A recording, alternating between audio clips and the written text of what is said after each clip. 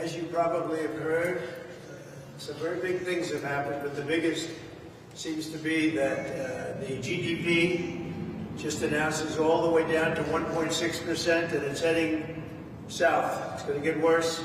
Gas prices in California were just also announced at $7.60. Gasoline is going way up. Energy costs are going way up. And the stock market is, in a sense, crashing.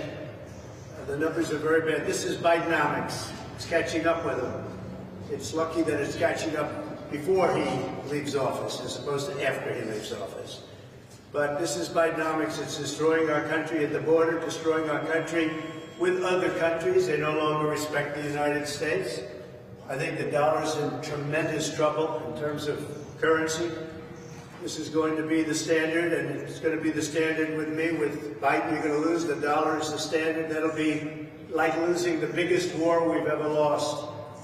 And it's a shame, but it's all the way down to 1.6, and I'll tell you, nobody thought that would be possible. And it looks like it's heading down from there.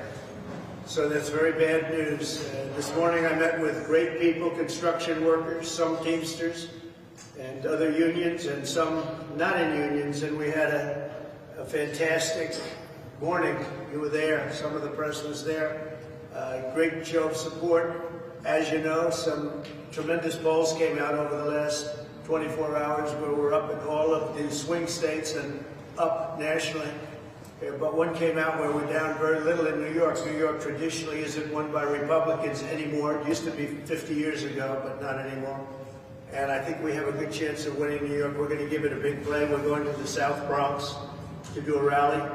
We're going to be doing a rally at Madison Square Garden, we believe. We think we're signing Madison Square Garden to do it. We're going to have a big rally honoring the police and honoring the firemen and everybody, honoring a lot of people, including teachers, by the way. We're honoring teachers because teachers have been very badly maligned with some very poor leadership.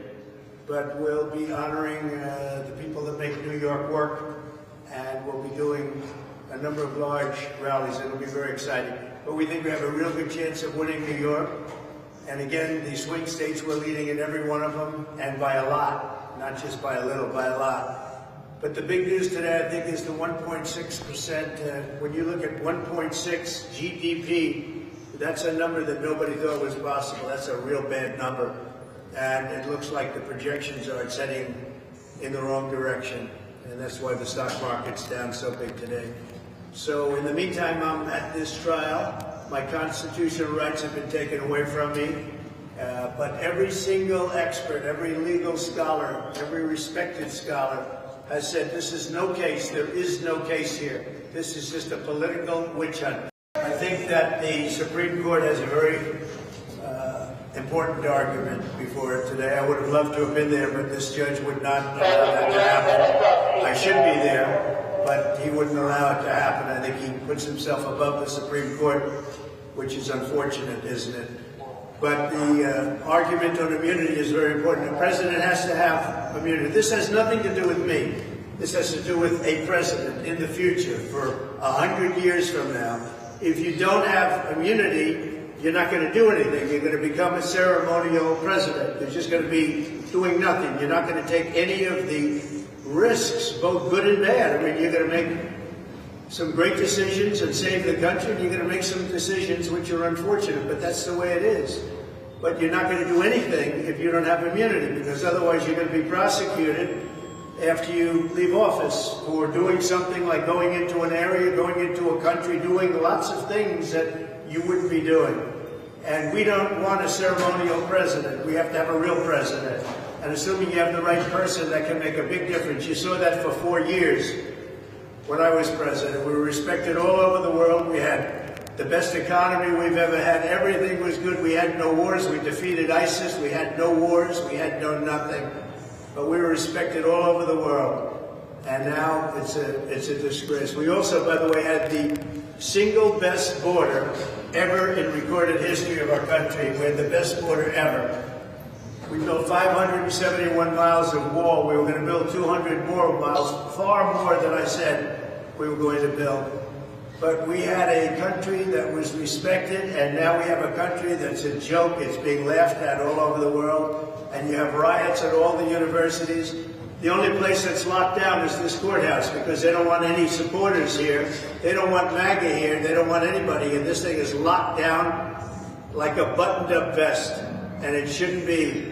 If they did the same lockdown in Columbia, NYU, and the colleges and universities, you'd have no problem whatsoever. But there you can put tents up, you can stay as long as you want. But this courthouse is locked down. There's not a person within 5 blocks. They have more police here than, and I call them New York's finest because that's what they are. And they don't want to be doing this either. They'd like to be straightening out conditions, and they'd like to be at the colleges and making sure that they don't have what's happening, because what's happening at the colleges is a disgrace. All over the world, people are laughing at us. This is the worst run country right now, probably anywhere, just about. You don't get much worse. We have a president who's a disaster.